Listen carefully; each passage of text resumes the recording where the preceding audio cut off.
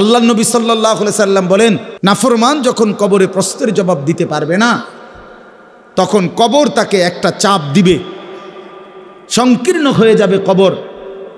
এই চাপ দিলে ডান পাশের মাটি বাম দিকে চলে আসবে, বাম দিকের মাটি ডান দিকে চলে আসবে।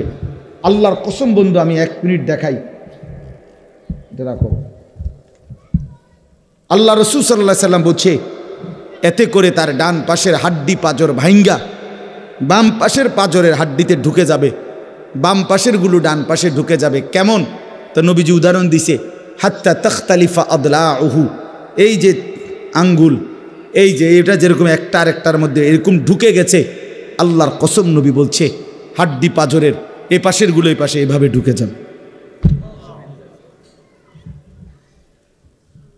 তামসা করো না, তামসা করো না।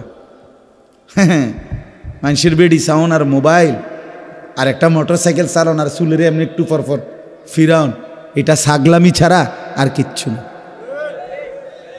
এটা কোনো জীবন না ভাইয়া, বাদ কতটি খাওনার হত্যা লাউন, এটা কোনো জীবন না। জীবন অনেক সুন্দর, হায়াত অনেক দামি, হায়াত অনেক দামি। হ্যাঁ, নিজের কল্যাণ, মানুষের কল্যাণ, নিজের আখেরাত, মানুষের দুনিয়া সুন্দর করা, এই সবটার মধ্যে অনেক তৃপ্তি আছে। গুনার মধ্যে তেমন কোনো তৃপ্তি নেই, অপরাধবোধ কাজ করে। একজন অভিভাবকের জিম্মাদারি সন্তান এবং বাচ্চার জীবন গঠনে তাদেরই আসলে দায়িত্ব। অভিভাবক বলতে বাবা মা, বড় ভাই, চাচা, জ্যাঠা, দাদা, এরাই অভিভাবক, তার মাথার উপরে ছায়া। এখন সেই আপন মানুষগুলোই যদি বাচ্চাটার চরিত্র, আখলাক, চলাফেরা নষ্ট করে দেয়, তো এর চাইতে বড় জুলুম আর কি হইতে পারে? আপনজন যদি নিজের সন্তান, নিজের ভাই নষ্ট করে দেয়, তার চাইতে বড় অপরাধ আর কি বলে? এর চাইতে বড় জুলুম আর কি হইতে পারে? এতটা ছোট বাচ্চা, এই বাচ্চা তার হাতে এই বড় মোবাইলটা তুলে দেওয়ার এতটুকু আকল, দিমাগ, এতটুকু বিবেক যদি না থাকে, তো আমাদের সমাজ টিকবে কিভাবে বলে? ছোট ছোট বাচ্চা যদি সবাই যদি দিন রাত এই গুনার মধ্যেই লিপ্ত থাকে, তো আমাদের আগামী প্রজন্ম, আগামী জেনারেশন আলোকিত মানুষ হবে কিভাবে? চরিত্রবান হবে কিভাবে? 3 বছরের বাচ্চাও যদি মোবাইল ছাড়া না ঘুমায়, ভাত খাইতে না চায়, তো আমাদের ভবিষ্যৎ কি? আগামী সম্ভাবনাটা কি আমাদের বলে? এই জন্য আসলে এটা জুলুম। কমপক্ষে অপ্রাপ্তবয়স্ক বাচ্চার হাতে যেই বাপ, ভাই, আত্মীয় স্বজন এই বড় মোবাইল তুলে দেয়, আপনি তার উপরে জুলুম করলেন, নিজে অনেক বড় ক্ষতি করলেন। রাসূলুল্লাহ সাল্লাল্লাহু আলাইহি ওয়াসাল্লাম বলছেন, কুল্লু মাউলুদিন ইউলাদু আলাল ফিতরা, প্রতিটি মানব সন্তান ইসলাম মানার, আল্লাহকে মানার পুরা যোগ্যতা নিয়ে এই পৃথিবীতে ভূমিষ্ঠ হয়। ফাআবাওয়াহু ইউহাব্বিদানিহি আও ইউনাসসিরানিহি আও ইউমাজ্জিসানিহি, অতঃপর মা বাবা, এখানে ব্যাখ্যার মধ্যে আছে অভিভাবক, মা বাবা সহ অভিভাবক ওই সন্তানটিকে, ওই মানব ভূমিষ্ঠ বাচ্চাটিকে ধীরে ধীরে ইয়াহুদি বানিয়ে দেয়, অথবা খ্রিস্টান বানিয়ে দেয়, অথবা অগ্নিপূজক বানিয়ে দেয়। তাহলে অভিভাবক নষ্ট করে দেয়। আল্লাহ নবী সাল্লাল্লাহু আলাইহি সাল্লাম বলছেন, আর রাজুলু আলা দীন খলিলিহি, মানুষ যাকে সঙ্গী বানায় তার দ্বারা মানুষ প্রভাবিত হয়। যে যার সাথে উঠা বসা করে, চলাফেরা করে, কিছু সময়ের ব্যবধানে তার প্রভাব তার মধ্যে আসে। তাই জন্য এটাই যদি আপন হয় মোবাইলটা, তো তার মধ্যে খামখেয়ালি, খাহেসাত, নফসের পূজা, মনের চাহিদার যথেচ্ছ অনুসরণ, এটাই তার মধ্যে আসবে। একটা পর্যায়ে বাচ্চা এখনই সমস্ত ছেলে পেলে মা বাবা পরিবার ধর্ম আখেরাত কিছুর সাথে কোনো বন্ধন নাই। অধিকাংশ সন্তানের জীবনটা শুধুই মোবাইল কেন্দ্রিক, বন্ধুবান্ধবদের আড্ডা আর এই মোবাইল দেখা, এই এক জীবনের উপরে 12, 14, 16, 18 ঘন্টা হায়াতের শেষ। তো এই ছেলেটা বুঝতেও চাচ্ছে না যে অধীর ভবিষ্যতে তার কি হবে। এই সময়গুলো, এই হায়াতের এই লম্বা টাইম আর তো ফিরবে না। কোনো ঘন্টা, কোনো মিনিট, কোনো সেকেন্ড পৃথিবীতে আর নতুন করে দ্বিতীয়বার আসে না। নতুনটা তো নতুন সময়, এইটা তো আর আসে না। মনে করেন 23শে নভেম্বর 2024, এটা আর কোনো দিন হবে না। আগামী বছর 23শে নভেম্বর হবে, তো সেটা তো 2025 সাল। শনিবার আর এই শনিবার আর হবে না, আগামী শনিবার আসবে, কিন্তু সেটা তো 23 তারিখ না, সেটা তো হবে 30 তারিখ। তাইলে প্রতি ঘন্টা মিনিট সেকেন্ড একবারই আসে। কোরআন শরীফে আছে, বারবার একটা কথা আছে কোরআন শরীফে, মৃত্যুর সময় থেকে শুরু করে জাহান্নামে পর্যন্ত প্রত্যেকটি পাপী নাফরমান আল্লাহর কাছে মৃত্যুর সময়, কবরে, হাসরের মাঠে এবং জাহান্নামে বারবার আল্লাহর কাছে একটা জিনিস চাইবে। সেটা হলো, আল্লাহ আমার দুনিয়ার জীবনে কিছু সময়ের জন্য ফেরত দেন, একটু সময়। কোরআন শরীফের বহু আয়াত আছে, হাত্তা ইযা জাআ আহাদাহুমুল মাউতু ক্বালা রাব্বিরজিউন। আল্লাহ তাআলা বলেন, যখন নাফরমানের মৃত্যুর সময় হয়, মালাকুল মউত আজরাইল দেখে, তখন সে বলে, আল্লাহ কিছু সময়ের জন্য দুনিয়ায় থাকতে দেন। কোরআন শরীফে আছে, ওয়া আনযিরিন নাসা ইয়াওমা ইয়াতিহিমুল আযাবু ইয়াওমাল কিয়ামা ফায়াকুলুল লাযীনা যালামু রব্বানা আখিরনা ইলা আজালিন করিব।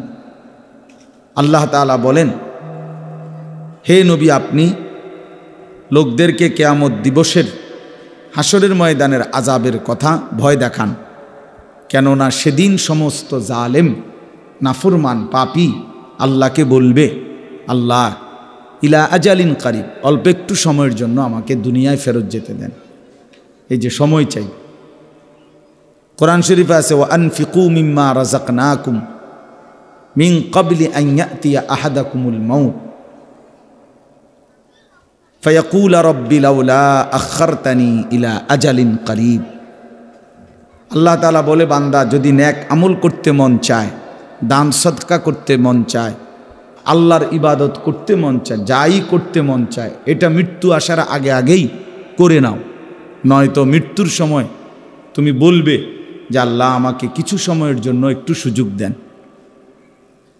কোরআন শরীফে আছে, জাহান্নামী জাহান্নামের মধ্যে বারবার আল্লাহকে বলবে, রব্বানা আখরিজনা না'মাল সালিহান গায়রাল্লাযী কুন্না না'মাল। আল্লাহ আপনি আমাকে কিছু সময়ের জন্য দুনিয়ায় ফেরত যেতে দেন, যদি যেতে পারি আমি নেক আমল করব। রব্বানা আখরিজনা ফাইন উদনা ফাইন্না যালিমুন। জাহান্নামী বলবে, আল্লাহ আমারে কিছু সময়ের জন্য জাহান্নাম থেকে বের করেন, এবার যদি ফিরে গিয়ে আবারও অন্যায় করি, পাপ করি, তাহলে আমি বড় বেশি জালেম, এরপরে আপনি আমারে তার চাইতে কঠিন শাস্তি দিয়েন, কিন্তু এবার একটু সুযোগ দেন, আরেকবার। তো এই সবগুলো কথার জবাবে একটাই, কাল্লা। আল্লাহ তাআলা বলবেন, কখনোই না, না বান্দা, এটা হবে না। ওয়ালান ইউআখিরাল্লাহ, আল্লাহ তাআলা কাউকে আর কখনোই এক জাররা বিন্দু সময় দিবেন না। আওয়ালাম নুআম্মিরকুম, কোরআন শরীফে আছে, আল্লাহ তাআলা বলবেন, বান্দা আমি কি তোমাকে সময় দেই নাই? আমি কি হায়াত দেইনি? দিয়েছিলাম। আমি যথোপযুক্ত টাইম দিছি। প্রতি ওয়াক্ত নামাজের টাইম যেতটুকু, নামাজের রাকাত আদায় করতে এটুকু সময়ের দরকার ছিল না, আমি বেশিই দিছি। মনে করেন জোহরের নামাজ 1টা বাজে আজান হয়েছে, 3:45 বাজে আসরের আজান, প্রায় 2.25 ঘন্টা পরে আসরের আজান। তো 12 রাকাত বা 10 রাকাত নামাজ পড়তে 2.25 ঘন্টা লাগে? কথা বলেন না। ফজরের 4 রাকাত নামাজ পড়তে কি 1 ঘন্টার মতো টাইম লাগে? তা আল্লাহ তাআলা তো সময় দিছেন বেশি, রাকাত তো কম, টাইম তো কম। আসর থেকে মাগরিব প্রায় 1.5 ঘন্টা, 1.5 ঘন্টা। দেখছেন কি আওয়াজ করে কি? তো এই টাইমটা 4 রাকাত আসরের নামাজ পড়তে কি এতটা টাইম দরকার ছিল? ছিল না। এই জন্য বললাম আমার ভাই ছেলেরা, তোমরা যারা মোবাইল হাতে, এটা নামায় ফেলো, সবাই মোবাইল নামাইয়া এমনি শুনো, ভালো হবে, ভালো হবে। কোনো কিছু কাজ করে না আমাদের সন্তানদের মাথায়, বললে হাসে, প্রতিবন্ধীর মতো। মানসিক রুগী যারা, যাদের তারসিরা, এগুলা নিজে নিজে হাসে। এটা কিছুটা প্রতিবন্ধিতার লক্ষ্য। আমাদের অধিকাংশ সন্তান এখন চিন্তাগতভাবে, বুদ্ধিগতভাবে প্রতিবন্ধী। কিছু বললে গুনাহ ছেড়ে দেওয়ার কথা, পাপের, যে এতটা মিথ্যা কথা বলো কেন, কোনো নামাজ পড়ো না কেন, তোমার সারাদিন আড্ডা দাও, হে হাসে। তাহলে বোঝা গেল আসলে তার ব্রেনে কোনো স্বাভাবিক কাজ করে না। মানুষকে লজ্জা দিলে, মানুষকে কিছু বললে তার তো উচিত মাথা নোয়ায় ফেলা, বুঝতে শিখা। এই জন্য বাপ, এটা গুরুত্বপূর্ণ বিষয় যে অনেকটাই সন্তান প্রতিবন্ধিতার শিকার। দুশ্মন এই পরিমাণ গুনাহ, নাফরমানি আর ফালতু কাজে আমাদের সন্তানদেরকে কাজে লাগাইছে, বেচারার মাথায় আর কিছুই ধরে না, কোনো কিছুই আর কাজ করে না। মা একটা আদেশ কাজ করতে বললে হে পারবে না, এক কথায় উত্তর দিয়ে দিস, পারতাম না। বাপে ডাক দিলে পারতাম না, পারবে না। কেন পারবে না? ওই যে তার তো সময় নেই। তাহলে এইটার কিন্তু একটা সময় চরম মূল্য দিতে হবে, চরম মূল্য দিতে হবে, চরম খেসারত দিতে হবে।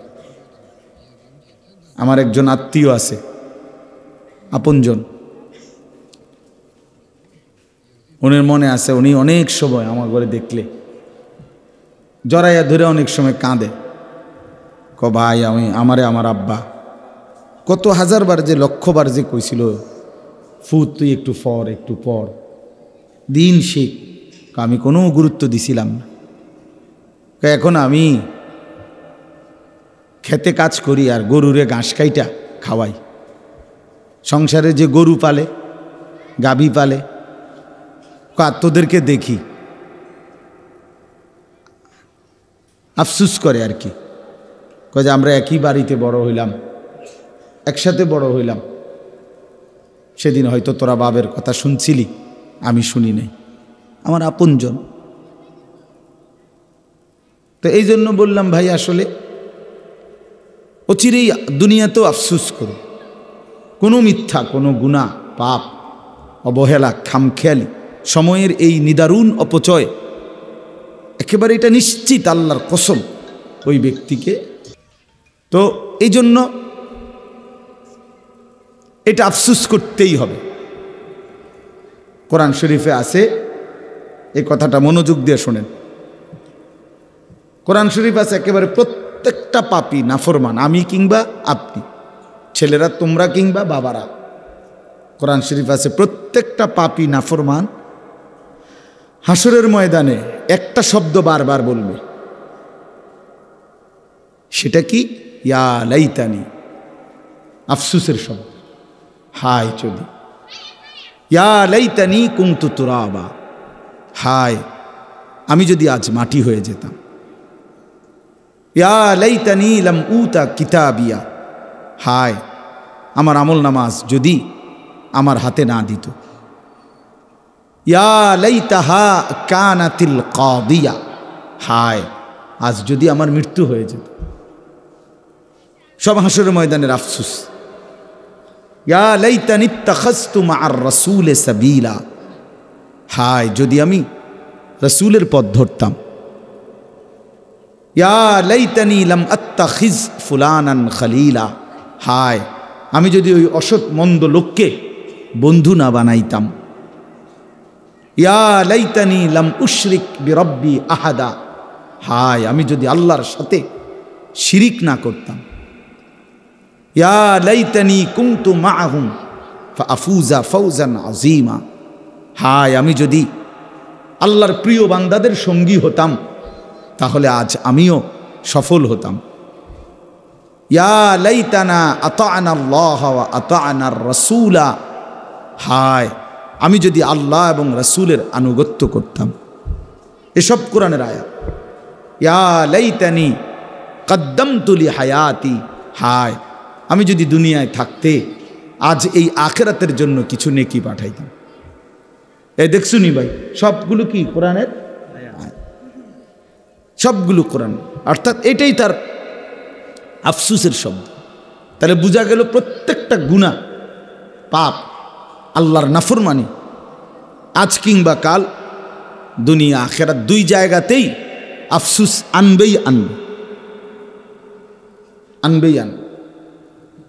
প্রতিটা গুনার শেষ মাথায় আফসুস আছে, হতাশা আছে। প্রতিটা গুনার পিছনে আগুন আছে, প্রত্যেক গুনার পিছনে আগুন জ্বলে, আগুন জ্বলে। এজন্য কোরআনুল কারীমে আল্লাহ তাআলা বলছেন, ইয়া আইয়ুহাল্লাযীনা আমানু কু আনফুসাকুম ওয়া আহলিকুম নারা, হে ঈমানদারগণ নিজেকে এবং পরিবারের সদস্যদেরকে আগুন থেকে বাঁচাও। নারান, তাহলে বোঝা গেল দুনিয়াতে বলছে যে আগুন থেকে বাঁচাও, তাহলে মানে আগুন থেকে বাঁচাও মানে কি বলেন আপনারা? কি মনে হয়? কি গুনাহ থেকে বাঁচাও? সহজ কথা, গুনাহ থেকে কি করো? বাঁচাও। কারণ এই বোঝা গেল গুনার অপর পিঠে কি আছে? আগুন আছে। এজন্য রাসূলুল্লাহ সাল্লাল্লাহু আলাইহি সাল্লাম বলছেন, ওয়া ইন্নাল ফুজুরা ইয়াহদি ইলান নার, প্রত্যেকটি গুনাহ পাপ জাহান্নামের দিকে টেনে নিয়ে যায়। ওয়া ইন্নাল বিররা ইয়াহদি ইলাল জান্নাহ, প্রতিটি নেক বির নেক কাজ জান্নাতের দিকে টেনে নিয়ে যায়। ইয়াহদি ইলাল জান্নাহ, জান্নাতের দিকে টেনে নিয়ে যায়। এই জন্য বাপ ছেলেরা ভাই সবাইরে বলি, তোমরাও আলাদা শোনো, মনোযোগ দিয়ে শোনো। আমি এক্ষুনি অল্প একটু সময় কথা বলব আল্লাহ চাইলে। তাহলে আমার বলার উদ্দেশ্য হলো আমাদের এই খামখেয়ালি, আমাদের এই গুনাহ, আমাদের এই দিন রাত আল্লাহর থেকে সরে থাকা, ইসলামকে ত্যাগ করা, ইবাদত আমলের প্রতি নামাজ রোজা কিছুই আমাদের ভাল লাগে না। সব কিছু দুনিয়ার ভাল লাগে, এক ওয়াক্ত নামাজ পড়তে ভাল লাগে না। তো এইটাই তো জাহান্নামের পরিণতি, আগুনের পরিণতি, এটাই তো গুনাহের পরিণতি। তো এই জন্য বললাম বাপ আফসুস আনবেই আনবে, আমারও আপনার আনবে। কোরআন শরীফে আছে, আরে হাদিসে আছে, আল্লাহর নবী সাল্লাল্লাহু আলাইহি ওয়াসাল্লাম বলছেন, আল্লাহর নেক বান্দারা যখন জান্নাতে যাবে, জান্নাতে কোনো দুঃখ নাই, আফসুস নাই, কোনো রকমের সামান্য কোনো বিরক্তি ক্লান্তি কিচ্ছু নাই। লা ইয়ামাসসুহুম ফিহা নাসাবুন ওয়া মা হুম মিনহা বিমুখরাজিন, আল্লাহ বলে জান্নাতি বান্দা কোনো ক্লান্তি স্পর্শ করবে না এবং জান্নাত থেকে তাকে কখনোই বের করা হবে না। তাহলে জান্নাতে কোনো আফসুস থাকবে না। কিন্তু এরপরেও নবীজি বলছেন সাল্লাল্লাহু আলাইহি ওয়াসাল্লাম যে জান্নাতি বান্দার একটা আফসুস থাকবে। জান্নাতে যাওয়ার পরেও জান্নাতি বান্দা একটি আফসুস করবে। কি সেই আফসুস? আফসুস করবে, হায় দুনিয়ায় যেই সময়গুলো আল্লাহর জিকির, আল্লাহর স্মরণ, আল্লাহর ইবাদতে কাটাই নাই, ওই সময়গুলোর জন্য আফসুস করবে। সেই সময়গুলো যদি আল্লাহর ইবাদতে কাটাইতাম তাহলে আজকে আমার জান্নাত আরো উঁচা হইত, আরো উপরে উঠতে পারতাম। এই আফসুস, সময়ের অপচয়, এটার জন্য জান্নাতে গিয়েও কি হবে? আফসুস। হায়াতের অপচয়, জীবনের অপচয়, এটা সাংঘাতিক ব্যাপার। হাসরের ময়দানে বান্দার প্রতি আল্লাহর প্রথম প্রশ্ন, আন উমরিহি ফিমা আফনাহু, বান্দা বলো আমার দেওয়া হায়াত কোথায় শেষ করেছ?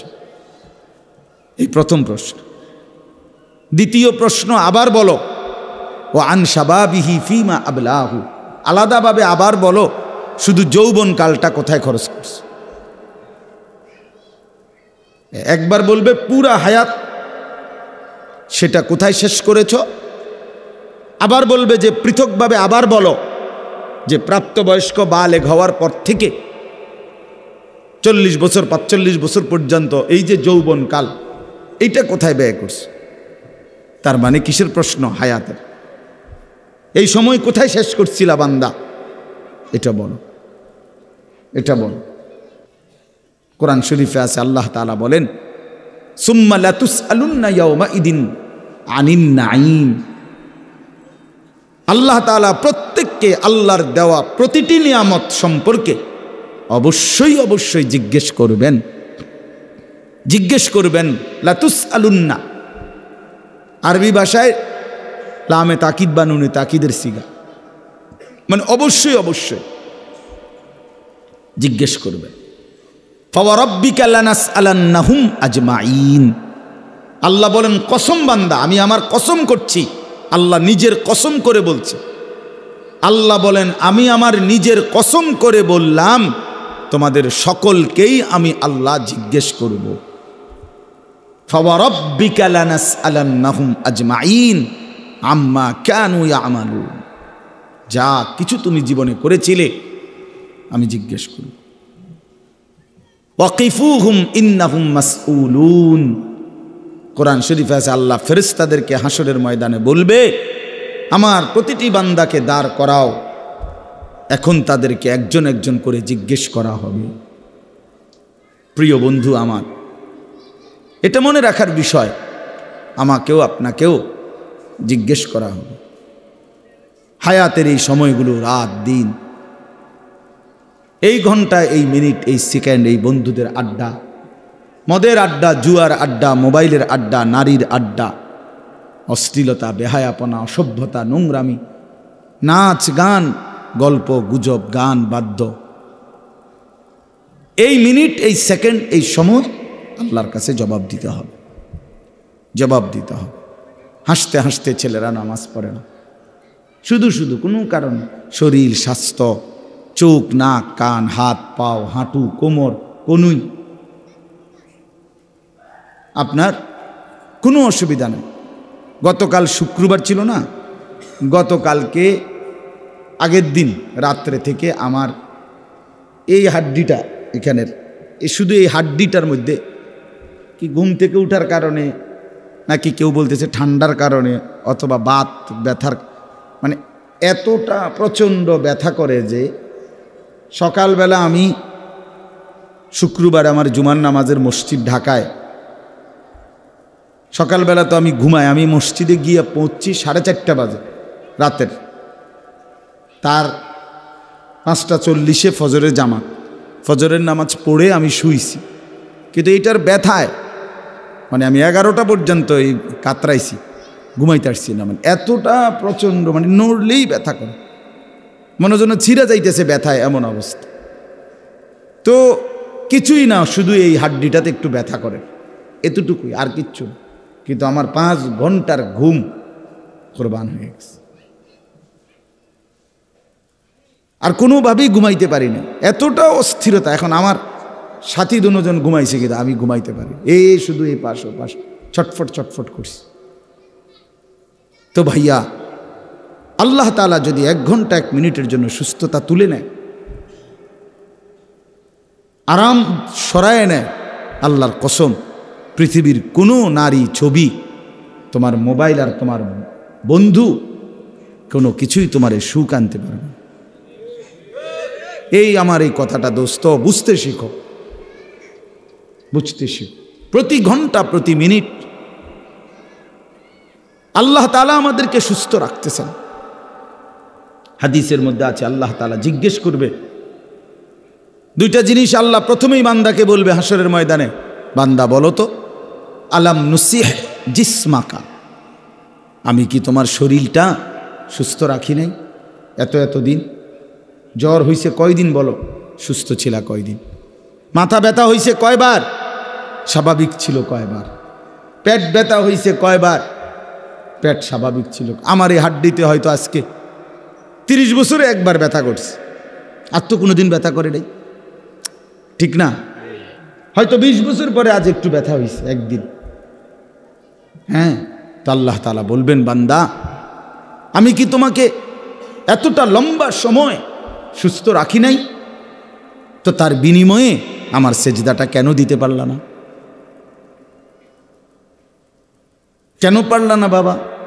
ছেলেরা বলো ভাই, যে বন্ধুর সাথে তুমি 6টা ঘন্টা কাটাইলা, ও তোমারে কি কি দিছে এই পর্যন্ত? কি দিল?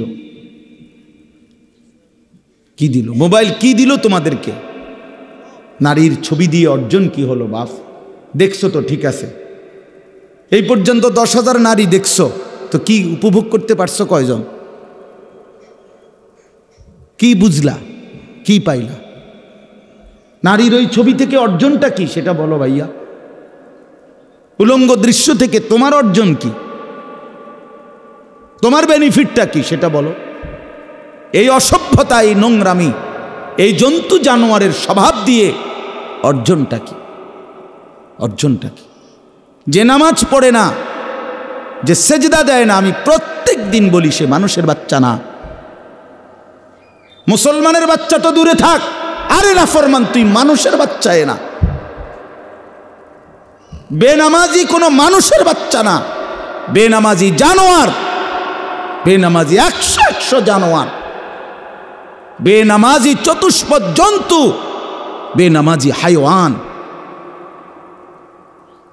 যার কপালে সেজদা না, এটা জানোয়ার, এটা বাচ্চা না।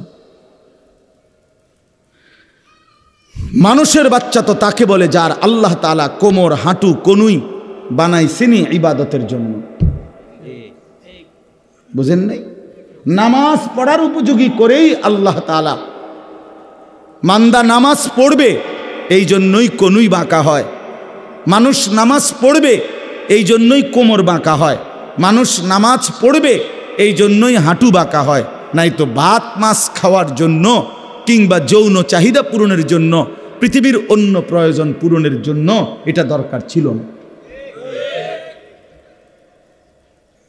কারণ অসংখ্য জন্তু জানোয়ার এক অবস্থায় থাইকাই, গরু কখনো সোজা হয় না, ছাগল কখনো সোজা হয় না, কুত্তা কোনোদিন সোজা হয় না, কিন্তু সে তার দুনিয়াবি সমস্ত চাহিদা, খাদ্য, পানীয়, পেশাব, পায়খানা, ঘুম, যৌন চাহিদা সব পূরণ করে না? তো কিভাবে পূরণ করে সে? বোঝা গেল বাকি শুধু দুনিয়া ভোগ করা, এ তো জানোয়ারের স্বভাব। ইনসান তো তাকে বলে যে আল্লাহকে সেজদা করে। আল্লাহ তাআলা বানাইছেনই আমাদেরকে ইবাদতের জন্য। ওমা খালাকতুল জিন্না ওয়াল ইনসা ইল্লা লিয়াবুদুন। তাহলে এটার উল্টো কথা তো এটাই, মানে এ কথার বাও কথা হইল যে আল্লাহ মানুষকে বানাইছেনই ইবাদতের জন্য, সেজদার জন্য, গোলামির জন্য। অতএব মানুষ বলে তাকেই যে গোলামি করে। অতএব এর উল্টোটা হলো যে সেজদা করে না, গোলামি করে না, তারে তো আল্লাহ তাআলা মানুষই বানায় নাই। তোরে বানাইছেই তো জানোয়ার, তোরে বানাইছেই তো কুকুর বিড়াল, তোরে বানাইছেই তো নারীর পিছনে ঘুরতি, তোকে বানাইছেই বেটা মানুষের বেডি দেখতি, ছবি দেখ, সারা রাত দেখে রেজাল্ট কি? রেজাল্ট কি? প্যান্টটা নাপাক হইল, লুঙ্গিটা নাপাক হলো, শরীরটা অপবিত্র হলো, শরীরের সক্ষমতা ক্ষতিগ্রস্ত হলো, নিজের হাত নাপাক হলো, নিজের মন নাপাক হইল, চোখ নাপাক হইল, কান নাপাক হইল, পুরা দেহ গুনাহের ভারে অপবিত্র। অপবিত্র পাক হইতেও তো জানে না, ফরজ গোসল করতেও তো জানে না, জানেও তো না। অসংখ্য ছেলে আছে যারা ফরজ গোসল সহি তরিকায় কিভাবে করতে হয় জানেও না, আপনি খবর নেন। তাহলে এই অপদার্থ তো আজীবন নাপাক। এত নাপাক, গোসল করলে পাক হয় না, শরঈ পদ্ধতিতে গোসল করলে পাক হয়। ইসলাম যেভাবে বলছে ওইভাবে গোসল করলে পাক হয়। এমনি ডুব দিলে পাক হয় না, এমনি বঙ্গোপসাগরে চুবাইলেও পাক হয় না। শরীয়ত সম্মত পদ্ধতিতে গোসল করতে হয়, ইসলাম নির্ধারিত পদ্ধতি বলছে। এই জন্য বাপ আমি অনুরোধ করলাম, লম্বা বয়ান মাকসাদ না আমার, তোমরা অনেকগুলো ছেলে বসছো, আমার কয়েকজন বয়স্ক বাবাও বসছেন, আপনাদের সবাইকে লক্ষ্য করে এই কথাটাই বললাম। এক নাম্বার কথা হলো এটা, নিজের জীবনের উপরে কদর করেন, হায়াতের কদর করেন, ভাবতে শিখেন। কাজে লাগাইল এই হায়াত, নষ্ট করে দিল এই হায়াত। একবারই, শুধু একবার। জিন্দিগির কোনো ইউটার্ন হয় না, রাস্তার ইউটার্ন হয়, মানে পিছন দিকে আবার আসা যায়। ওই মাঝখানের কাঁটাটা দিয়ে ঘুরলে আবার পিছনে আসা যায়, এটা রাস্তায়, কিন্তু হায়াতের ইউটার্ন হয় না। চাইলেই আর পিছনের দিকে আসা যায় না। আমরা আর কেউ কোনো দিন আজকের বিকালে আর আসতে পারবো না। আজকে যে এই শনিবার যে এখন যে বিকালটা গেল, সেখানে কি আর আমরা ফিরতে পারবো কোনো দিন? এই জন্য বাবা আমি আবারও বলছি, আল্লাহর কথা বললে, কোরআনের কথা বললে, হালাল হারামের কথা বললে, তোমারে গুনার কথা বললে যদি তোমার হাসি আসে, মনে করো কিছুই মনে হয় না তোমার বিবেকে, তুমি প্রতিবন্ধী, মনে রেখো। তুমি মূলত পাগল, মাতাল, তোমার মাথায় ডিস্টার্ব। সত্যি কথা, মানুষ বুদ্ধিবৃত্তিকভাবে কিছু প্রতিবন্ধিতা আছে এমন যেটা বোঝা যায় না, যেটা কেউ অনেকে বুঝেও না যে সে যে প্রতিবন্ধী। সব প্রতিবন্ধী একরকম না, বুদ্ধি প্রতিবন্ধী আর শ্রবণ প্রতিবন্ধী এক কথা না। কথার কথা, একজনে কানে শোনে না, সে একটা প্রতিবন্ধী। আরেকজন হলো সে একজন আকলে তেমন কিছু ধরে না, স্বাভাবিক সব চলতেছে, তো এইটা একরকম না। আল্লাহ তাআলা কোরআনুল কারীমের জন্য বলছেন, পাপী নাফরমানদের ব্যাপারে, প্রত্যেক নাফরমান পাপীর ব্যাপারে কোরআন শরীফে বহু আয়াত আছে। আল্লাহ তাআলা একটা কথা ঘুরে ঘুরে বলছে, ওয়া আকসারুহুম লা ইয়াকিলুন, ওয়া আকসারুহুম লা ইয়াকিলুন, ওয়া আকসারুহুম লা ইয়াফকাহুন, ওয়া আকসারুহুম লা ইয়ালামুন। আল্লাহ বলছে নাফরমান অধিকাংশই তারা কিছুই বোঝে না, কিছুই জানে না, কিছুই তাদের আকলে ধরে না। তো কোরআন শরীফের শব্দ, লা ইয়াকিলুন, আকল নাই, আকলে ধরে না। লা ইয়াফকাহুন, কিছুই বোঝে না। লা ইয়ালামুন, কিছুই জানে না, কিছুই জানে না। গুনাহ মানুষকে নিস্তব্ধ করে দেয়, গুনাহ মানুষকে অপদার্থ বানিয়ে দেয়, গুনাহ মানুষকে প্রতিবন্ধী বানিয়ে দেয়। একটা পর্যায়ে নাফরমান বেঈমান, আল্লাহ তাআলা কোরআনে বলছে, আল্লাহর অবাধ্যতা, কুফর, শিরিক, গুনাহ একদিন মানুষটাকে কেমন বানায়, যে এমন হয়ে যায় যে তার দিল থাকে কিছুই বোঝে না, কান থাকে কিছুই শুনে না, চোখ থাকে কিছুই দেখে না। লাহুম কুলুবুল লা ইয়াফকাহুনা বিহা ওয়া লাহুম আযানুল লা ইয়াসমাউনা বিহা ওয়া লাহুম আ'য়ুনুল লা ইউবসিরুনা বিহা। আর এভাবেই আল্লাহ ডাইরেক্ট বলছে, উলাইকা কাল আনআম, এটা আর কিছু নয়, শুধুই জানোয়ার। এই জন্য আমি যে একটু আগে বললাম, দোস্ত বেনামাজি তুই জানোয়ার, এটা আল্লাহর কোরআন। বেহায়া তুই জানোয়ার, মূলত চরিত্রহীন সন্তান, চরিত্রহীন নারী, বেপর্দা নারী, বেহায়া নারী, নিজের রূপ আর যৌবন বিক্রি করে রাস্তায় মানুষের সামনে সামনে ফেরি করে, ওই মূলত জানোয়ার ছাড়া আর কিচ্ছু না, ওই হাইওয়ান, মূলত হাইওয়ান। প্রত্যেক পাপীর মধ্যে আকল নাই। গুনাহ মানুষকে মূর্খ বানিয়ে দেয়, আকল শেষ করে দেয়। এজন্য প্রত্যেক পাপী জাহেল। কোরআন শরীফে আছে। হ্যাঁ, একটা চমৎকার উদাহরণ আছে কোরআন শরীফে। ইউসুফ আলাইহিস সালামের 10 ভাই, ওনারে ছোটবেলায় পানির কূপে ফেলে দিছে না, আপনারা জানেন না এটা? তো এরপরে তো কত ঘটনা, কত কিছু হইল না। ইউসুফ আলাইহিস সালামকে আল্লাহ উঠাইলেন, উনি মিশরে গেলেন, জুলাইখার বাড়িতে ছিলেন, জুলাইখা অবৈধ প্রস্তাব দিছেন, উনি উনার শতভাগ চরিত্র হেফাজত করছেন। একটা পর্যায়ে জেলখানায় গেছেন, জেলখানার থেকে বের হইছেন, বের হওয়ার পরে মিশরের অর্থমন্ত্রী হইছেন।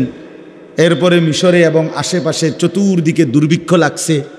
দুর্ভিক্ষ লাগার পরে উনি বিনা অল্প মূল্যে খাদ্য বিক্রি করতেন ইউসুফ আলাইহিস সালাম মিশরের অর্থ মন্ত্রণালয় থেকে।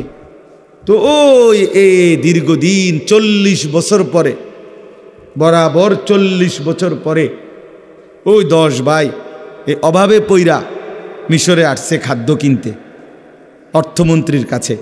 অর্থমন্ত্রী দেখেই চিনছে এরা আমার সেই ভাই, কিন্তু 3 বার আসছে তারা মোট খাবার কিনতে।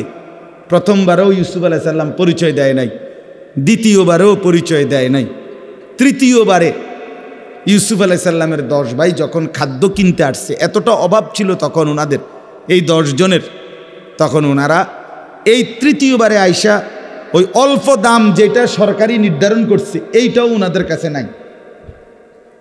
বুঝেন নাই? এমনি তো রেট কমাই নাই, কিন্তু এই কম দামটাও নাই।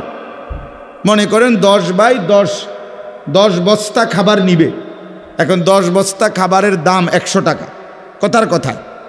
এখন ওনাদের কাছে 100 টাকাও নাই, আছে ধরেন 30 টাকা, 40 টাকা, 50 টাকা। শেষবারে তৃতীয়বারে এ কোরআন শরীফে আছে, তখন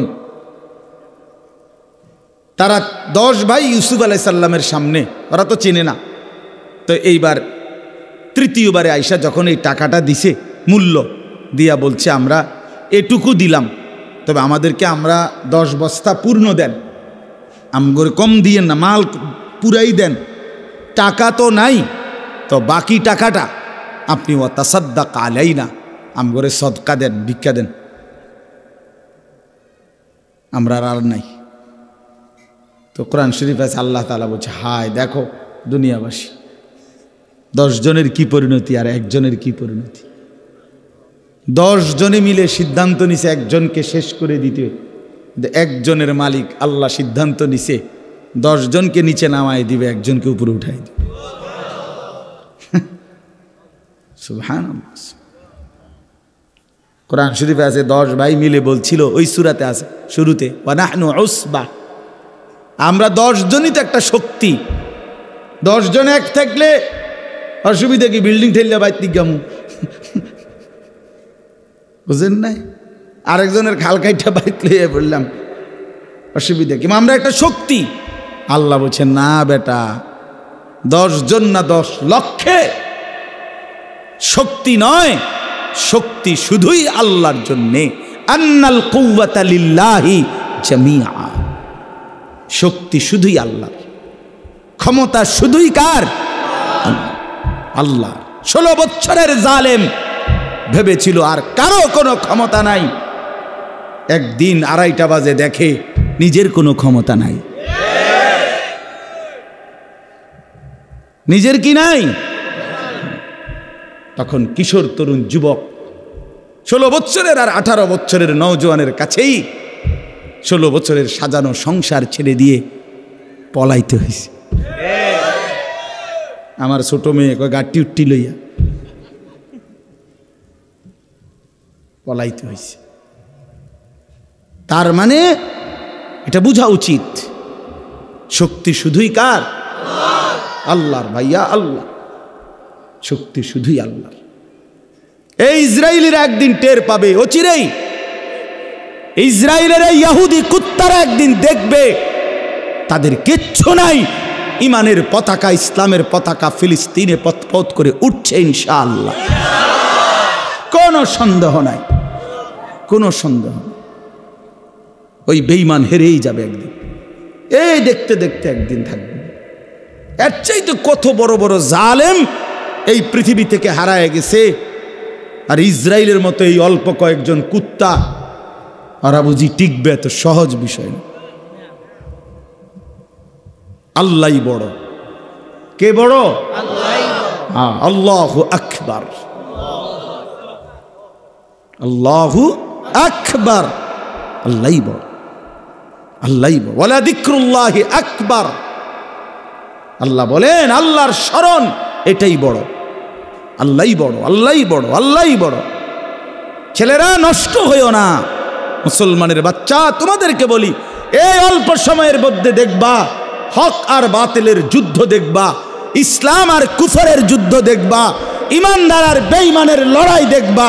তখন দেখবা মনে পড়বে, যদি এখন থেকে নামাজি না হও, চরিত্রবান না হও, আমি বললাম হকের পক্ষে ইমানের পক্ষে থাকতে পারতা না। বেঈমান তোমাদেরকে কাপুরুষের কাতারে পাঠাই দিবে,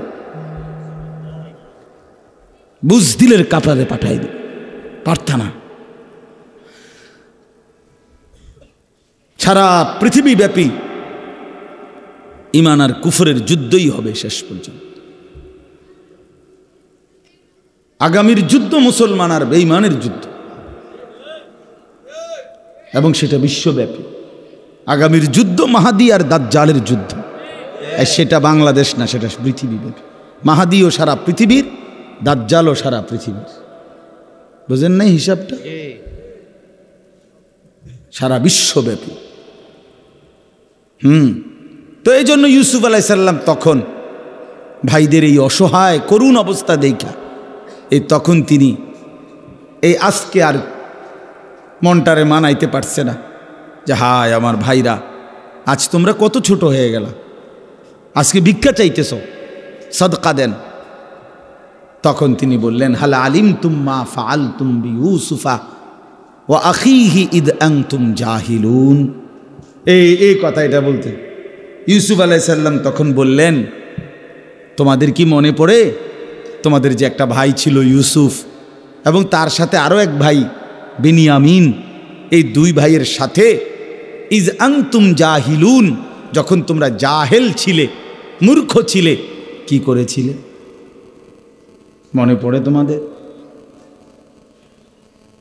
এইখানে আছে মূলত তো তারা পাপ করছে।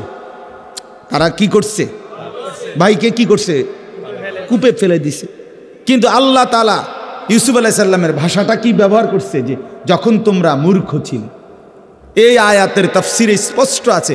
এজন্য তাফসির ইবনে কাসিরে আমি নিজে পড়ছি, কুল্লু মান আসাল্লাহা ফাহুয়া জাহিল। যে আল্লাহর নাফরমানি করে সে মূলত মূর্খ। এই কারণে অজ্ঞতা, এটা তার মূর্খতা, মূর্খতা। এই জন্যই এই কথাটা বলতেছিলাম, প্রতিটা পাপী বেওকুফ, প্রত্যেকটা নাফরমান হারামখোর, সুদখোর, ঘুষখোর, জিনাখোর, ব্যভিচারী, বেপর্দা নারী, মদখোর, নেশাখোর, গাঞ্জাখোর, এগুলো সব মূর্খ, জাহেল, জাহেল। তো ইউসুফ, আচ্ছা তো ওই কথাটা শেষ করি।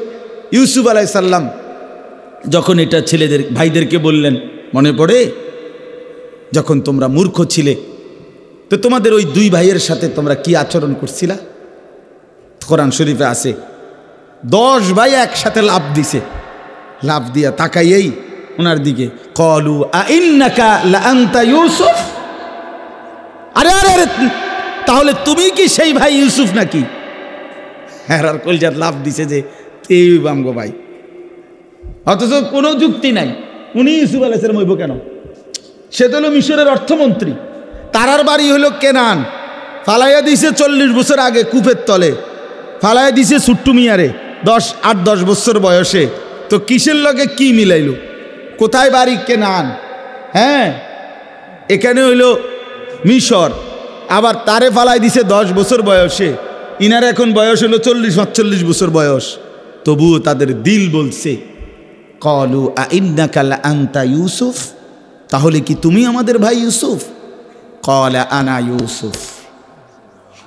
এই যে কোরআন শরীফের আয়াত, ক্বালা আনা ইউসুফ, ওয়া হাদা আখি।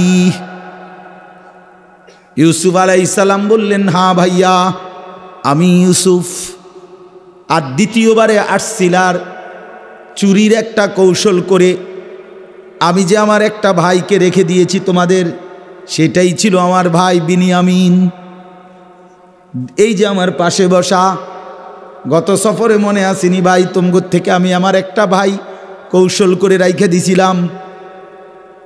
কদ মান্নাল্লাহু আলাইনা।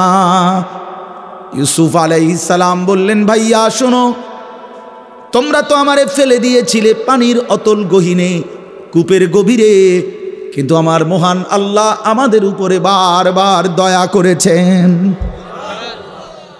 রব্বুল আলামিন বলেন, কুলিল্লাহুম্মা মালিকাল মুলক তুতিল মুলকা মান তাশাউ ওয়া তানজিউল মুলকা মিম্মান তাশা। আল্লাহ বলেন, বন্ধু বলে দেন পৃথিবীবাসী, সমস্ত কর্তৃত্ব রাজত্ব মালিক শুধুই একজন আল্লাহ। তিনি চাইলে বাদশার মসনদে বসাইতে পারেন, তিনি চাইলে বাদশার মসনদ থেকে বেইজ্জতির সাথে নামায় দিতে পারেন। পারেন কিনা? হ্যাঁ। আতুইজ্জু মান তাশাউ ওয়া তুদিল্লু মান তাশা। তিনি চাইলে কাউকে ইজ্জত দেন, তিনি চাইলে কাউকে বেইজ্জতি করেন। ইজ্জত দেনে ওয়ালা কে? আল্লাহ। বেইজ্জতি করনে ওয়ালা কে? আল্লাহ। বাদশার মসনদে বসায় কে? আল্লাহ। বাদশার মসনদ থেকে টেনে নামায় কে? আল্লাহ। আল্লাহ। ইউসুফ আলাইহিস সালাম বলছেন, এবার সবাই শুনেন, ছেলেরাও শোনো বাপ। ইউসুফ তার 10 ভাইকে বললেন, বন্ধু ভাই আমার শুনে নাও, কিয়ামত দিবসের জন্য একটাই মূলনীতি, ইন্নাহু মাইয়াত্তাকি ওয়া ইয়াসবির ফাইন্নাল্লাহা লা ইউযীউ আজরাল মুহসিনিন। বললেন, ভাই শুনে নাও, নিশ্চয়ই যারা আল্লাহকে ভয় করে গুনাহ ছেড়ে দেয়, কি ছেড়ে দেয়? এবং যারা সর্বাবস্থায় আল্লাহর ফয়সালার উপরে সবর করে, ধৈর্য ধরে, এমন নেককার ব্যক্তির জীবনের একটা নিঃশ্বাসও আল্লাহ তাআলা বিফলে যেতে দেন না। তাকওয়া, গুনাহমুক্ত জীবন, গুনাহমুক্ত জীবন আর সবর। ইউসুফ আলাইহিস সালাম বলেন, ইন্নাহু মাইয়াত্তাকি ওয়া ইয়াসবির। যে গুনাহ থেকে মুক্ত থাকে আর আল্লাহর ফয়সালার উপরে সবর করে, ধৈর্য ধরে, আল্লাহ তাআলা এমন নেককারের জীবনের একটি সেকেন্ড নষ্ট হতে দেয় না। আল্লাহ তখন তাকে গুনাহ থেকে বেঁচে থাকলে, এবং আল্লাহর ফয়সালা, আমারে কখনো আল্লাহ খুব খাওয়াইছে, আলহামদুলিল্লাহ, এই বেলা খানা মিলে নাই, আলহামদুলিল্লাহ, আজকে কামাই হয়েছে 10,000, আলহামদুলিল্লাহ, আজকে কামাই হয় নাই 10 টাকাও, আলহামদুলিল্লাহ। হর হালাতে আল্লাহর উপরে সবর করে, ধৈর্য ধরে আর গুনাহ থেকে বিরত থাকে, আল্লাহ বলেন আমি তার কোনো কিছুই বিফলে দেই না। আমার এমন বান্দা, প্রিয় বান্দা, সে হাসলেও নেকি, কাঁদলেও নেকি, হাঁটলেও নেকি, বসলেও নেকি, উঠলেও নেকি, দাঁড়াইলেও নেকি, ঘুমাইলেও নেকি। ইন্নাল্লাহা লা ইউযীউ আজরাল মুহসিনিন ইন্না কাযালিকা নাজজিল মুহসিনিন। আল্লাহ তাআলা বলেন, নেককার বান্দাকে আমি এভাবেই জান্নাতের শ্রেষ্ঠতম বিনিময় দেব। আল্লাহ আমাদেরকে বুঝ দান করেন, বুঝ দান করেন। চলেন বাবা, তাইলে আমি ছেলেদেরকে বুঝাইতে চেষ্টা করলাম, বাবাদেরকে, পর্দার আড়ালের মাদেরকে। অর্থ হলো এই, গুনাহ থেকে মুক্ত, এটাই জীবন। আল্লাহর নাফরমানি থেকে বেঁচে থাকা, এটাই মানুষ। এটাই মূলত কি মানুষ, এটাই মানুষ, এটাই মানুষ। এজন্য যার জীবনে নামাজ নাই, যার জীবনে আল্লাহর হুকুমের পাবন্দি নাই, আল্লাহকে যার ভয় করে না, যে আল্লাহর কথা যার মনে পড়ে না, তো তার জিন্দিগির আর কোনো অর্থ থাকে না। আমি 3টা আয়াত পড়ছি সূরা মুলক, কোরআনুল কারীমের 29 নম্বর পারা, 67 নম্বর সূরা, সূরা মুলকের এবার এই 3টা আয়াতের তর্জমা শুনেন, তাইলেই কথা শেষ। আল্লাহ তাআলা বলেন, ইন্নাল্লাযীনা ইয়াখশাউনা রাব্বাহুম বিল গায়ব, নিশ্চয়ই যারা আল্লাহকে ভয় করে, বিল গায়বে, না দেখে। কিভাবে ভয় করে? এখানে 2 অর্থ। এক, আল্লাহকে ভয় করে, আর আল্লাহর বলা অদৃশ্য যেই বিষয়গুলো সেগুলোকে ভয় করে। অর্থাৎ আল্লাহ তাআলা কোরআন এবং সুন্নায় আল্লাহ এবং রাসূল কবরের কথা বলছে, হাসরের ময়দানের কথা বলছে, আমলনামা আমাদের হাতে দিবে এটা বলছে, মিজানের পাল্লায় ওজন হবে এটা বলছে, ফুলসিরাত পার হইতে হবে এটা বলছে, কবরে আযাব হয় এটা বলছে, জান্নাত দিবে অথবা জাহান্নাম দিবে এটা বলছে। এর কোনোটাই আমরা দেখি নাই, ঠিক কিনা বলে? আমরা কবরের আযাব তাও দেখি নাই, আমরা হাসরের মাঠ তাও দেখি নাই, আমরা ফুলসিরাতও দেখি নাই, জান্নাত জাহান্নামও কি করি নাই। কিন্তু আল্লাহকে বিশ্বাস করি বলে, আল্লাহকে ভয় করি বলে এগুলোও মানি, এগুলোও আমরা কি করি? মানি, এগুলোও মানি। কবর, হাসর, ঠিক আছে ভাই, এটা তাকানো দরকার। তো কবর, হাসর, মিজান, ফুলসিরাত, জান্নাত জাহান্নাম, এগুলোকে যে ভয় করে সেই আল্লাহকে ভয় করে। আর আল্লাহকে যে ভয় করে, খোদার কসম এটার অর্থ একটাই, সে গুনাহ থেকে বিরত থাকে। গুনাহ থেকে যে বিরত থাকে সেই আল্লাহকে ভয় করে। এজন্য আল্লাহকে ভয় করে এ কথার মানে কি? গুনাহ থেকে বিরত থাকে। গুনাহ থেকে বিরত থাকে এ কথার ফলাফল কি? আল্লাহকে ভয় করে। এই কাগজের এই পিঠ ও পিঠ, কাগজের এই পিঠ তো এই পিঠ, এই পিঠ তো এই পিঠ, এটা আলাদা করা যায় না। মানে ধরেন এই পৃষ্ঠাটার মধ্যে তো কোনো লেখা নাই, আছে তো এটা হালাই দেন, এটা তো কাম নাই, কাম হলো আমার এই পৃষ্ঠাটা আনা, এটার মধ্যে লেখা আছে, এটা কেমনে ফেলাইবেন? বোঝেন নাই? এই লেখা টিকায় রাখতে হইলে কি করতে হইব? এটা নইলে আলাদা করবো কি দিয়া? ওটা তো 2 পার্টওয়ালা না।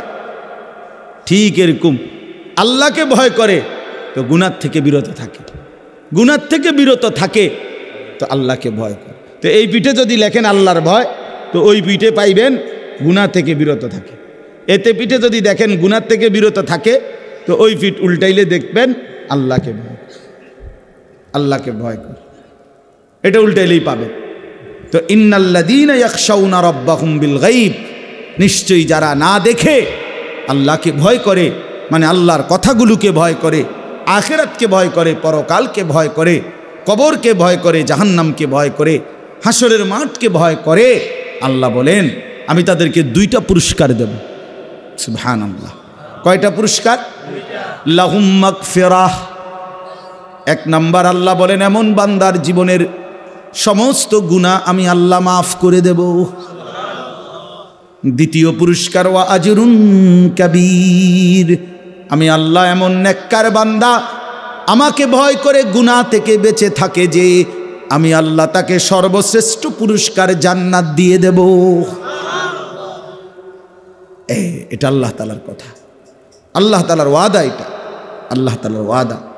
উইদ্দাত লিল মুত্তাকিন, আল্লাহ তাআলা বলেন জান্নাত বানানোই হয়েছে মুত্তাকিদের জন্যে, আমাকে ভয় করে এমন বান্দাদের জন্য, এমন বান্দাদের জন্য।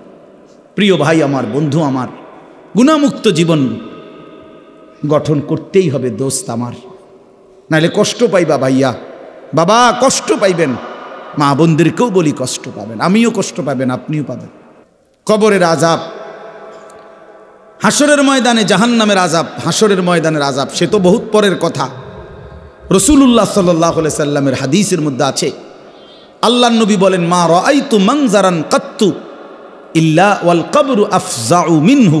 আল্লাহর রাসূল বলছে উম্মত, কবরের চাইতে ভয়ানক আযাব, কবরের আযাবের চাইতে ভয়ানক কোনো দৃশ্য আমি মুহাম্মদ জীবনে 2 চোখে আর কিছু দেখি নাই। মা রাআইতু মানজারান কাত্তু, এতটা ভয়ানক আযাব, এমন ভয়ঙ্কর দৃশ্য আমি রাসূল আর কিছুই দেখি নাই। আল্লাহর নবী সাল্লাল্লাহু আলাইহি সাল্লাম বলেন কবরে নাফরমান যখন প্রশ্নের উত্তর দিতে পারবে না, তখন একজন ফেরেশতা এসে ইউদরাবু লাহু মিমিতরাকাতিম মিন হাদিদ, লোহার একটা গুর্জ, লোহার একটা হাতুড়ি দিয়া তারে এত জোরে একটা আঘাত করবে, দরবাতান বাইনা উজুনাইহি, দুই কান বরাবর মাঝখানে আঘাত করবে। আল্লাহ রসুল বলেন ফায়াসিহু সাইহাতান, নাফরমান এত জোরে একটা চিৎকার মারবে, ইয়াসমাউহা মাইয়ালিহি ইল্লাস সাকালাইন, মানুষ এবং জিন ব্যতীত আল্লাহর সমস্ত সৃষ্টি বেঈমানের চিৎকার শুনতে পাবে। প্রিয় বন্ধু, এ তো কবরের আযাব, সামনে তো আছেই, সামনে তো আছেই। আল্লাহ নবী সাল্লাল্লাহু আলাইহি সাল্লাম বলেন, নাফরমান যখন কবরে প্রশ্নের জবাব দিতে পারবে না, তখন কবর তাকে একটা চাপ দিবে, সংকীর্ণ হয়ে যাবে কবর। এই চাপ দিলে ডান পাশের মাটি বাম দিকে চলে আসবে, বাম দিকের মাটি ডান দিকে চলে আসবে। আল্লাহর কসম বন্ধু, আমি 1 মিনিট দেখাই, দেখো। আল্লাহ রাসূল সাল্লাল্লাহু আলাইহি সাল্লাম বলছে, এতে করে তার ডান পাশের হাড্ডি পাঁজর ভাঙ্গা বাম পাশের পাঁজরের হাড্ডিতে ঢুকে যাবে, বাম পাশের গুলো ডান পাশে ঢুকে যাবে। কেমন? তো নবীজি উদাহরণ দিছে, হাত্তা তাখতালিফা আদলাউহু, এই যে আঙ্গুল, এই যে এটা যেরকম একটা আর একটার মধ্যে এরকম ঢুকে গেছে, আল্লাহর কসম নবী বলছে হাড্ডি পাঁজরের এ পাশের গুলো এই পাশে এভাবে ঢুকে যাবে। তামসা করো না, তামসা করো না। হ্যাঁ, মানুষের বেডি সাউন আর মোবাইল আর একটা মোটরসাইকেল চালান আর চুলের এমনি একটু পরপর ফিরাউন, এটা ছাগলামি ছাড়া আর কিচ্ছু না। এটা কোনো জীবন না ভাইয়া, বাদ কতটি খাওনার হইতে লাউন, এটা কোনো জীবন না।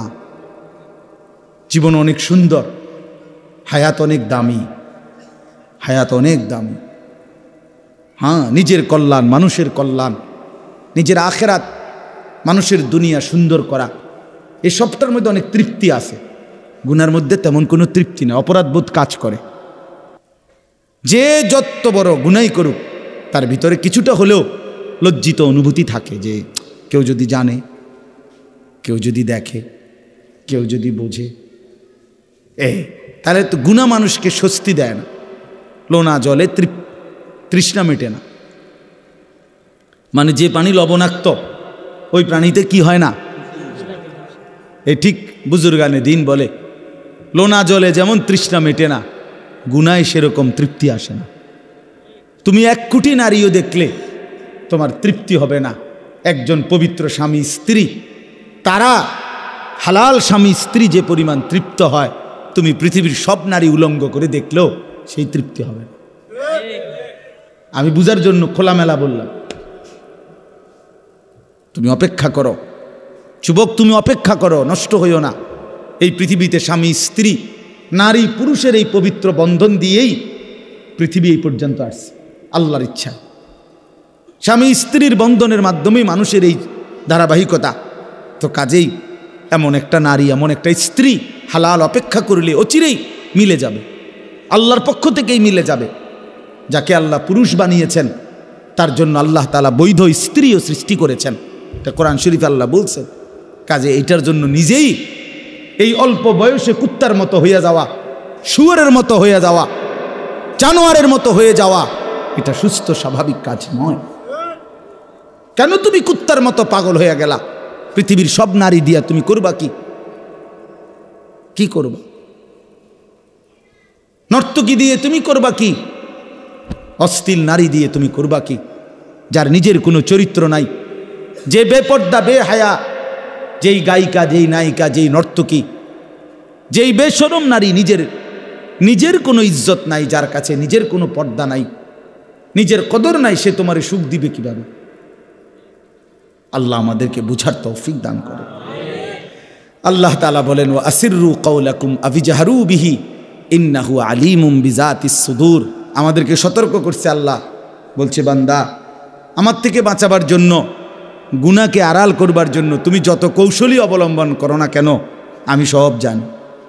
তুমি যদি জোরে কথা বলো, আমি এটা যেমন শুনতে পাই, একদম আস্তে বললে, ইয়ারফোন লাগাইয়া কইলেও আমি শুনি। ইন্নাহু আলিমুম বিদাতিস সুদূর, তোমার অন্তরের ভিতরে যেই জল্পনা কল্পনা, আমি তাও জানি। তাহলে আমি আল্লাহর থেকে আড়াল করবা কেন? ওয়া আসিররু কাওলাকুম, তোমাদের কথাগুলো যদি আস্তেও হয়, আবি জাহারু বিহি, তোমাদের কথাগুলো যদি উঁচু আওয়াজেও হয়, ইন্নাহু আলিমুন, নিশ্চয় আল্লাহই সব জানেন, বিদাতিস সুদূর, অন্তরের জল্পনা কল্পনা সহ। তাহলে আল্লাহর থেকে আড়াল করার সুযোগ কি? সর্বশেষ আল্লাহ বলেন, আলা ইয়ালামু মান খালাক ওয়া হুয়াল লতীফুল খাবীর। আল্লাহ তাআলা বলে, বান্দা আমার একটা যুক্তি শুনো তো। আল্লাহ একটা যুক্তি দিছে আমাদেরকে, আলা ইয়ালামু মান খালাক।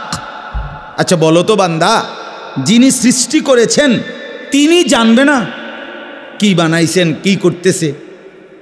মানে এটা যে এই কোম্পানি বানাইছে, এটা কোনান দিয়ে কথা কয়, কোনান দিয়ে আওয়াজ বাইর হয়, এটা কোম্পানি জানে না, জানে আলগা মানুষে। কথা বলেন না কেন? কোম্পানি বানানেওয়ালা কোম্পানি তো অধিক জানে এটার ব্যবহার বিধি। তা আল্লাহ তাআলা বলেন, আমি বানাইলাম, আমি জানতাম না, তুমি এটা কি কর? তুমি এটা ভাবলা কেমনে বেউকুফ?